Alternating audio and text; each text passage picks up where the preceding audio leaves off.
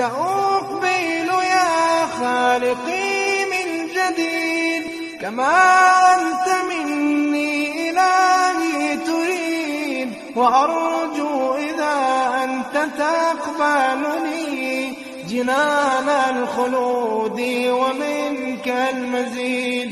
عصيتك ربي فأمهلتني وتسترني رغم أني عنيد، لأنك ربي غفور ودود رحيم بكل الورى والعبيد.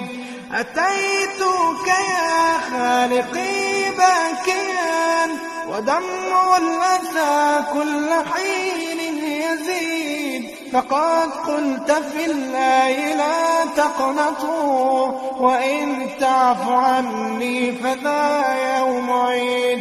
سأترك يا رب ذنب مضى وأقبل نحو الرضا والنعيم.